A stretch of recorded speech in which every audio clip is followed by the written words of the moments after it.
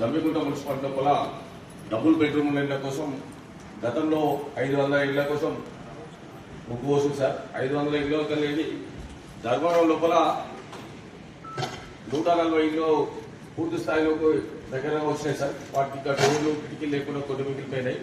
అలాగే కస్తూర్బా స్కూల్ దగ్గర 256 ఇళ్ల కోసం ముగ్గు పోసింది సార్. అందులో ఒక 60% పనితోని ఒక 160 ఇళ్ళు ఉన్నాయి సార్. మిగతా పని కాకుండా చాలా ఇళ్ళు మిగిలిపోయినాయి. దాని తర్వాత మా దగ్గర ఈ అయ్యప్ప టెంపుల్ దగ్గర కూడా ముగ్గు పిల్లలు వేసే ఉన్నాయి సార్. ఇప్పుడు మొన్న ఇచ్చిన లిస్ట్ లో చాలా మంది పేర్లు వచ్చినాయి. వాళ్ళంతా ఆశగా ఎదురుస్తున్నారు సార్.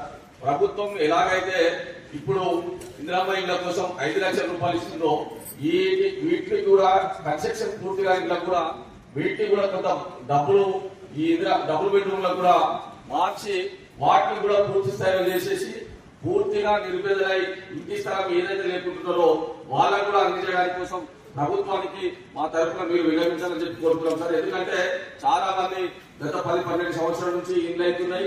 ఈ ఇండ్లంతా మాకు ఇల్లు వస్తుందని చెప్పి ఎక్కడికైతే పేదలు ఇళ్ల కోసం ఈ డబుల్ బెడ్రూమ్ ఇళ్ల కోసం చూస్తున్నారో వాళ్ళకు కూడా ఈ ఇందిరా ఇళ్లతో పాటుగా వాటిని కూడా ఇచ్చే విధంగా మీరు విజ్ఞప్తి చేయాలని చెప్పి మీ తరఫున మా అందరి తరఫున మీకు విజ్ఞప్తి చేస్తున్నాం సార్. Thank you.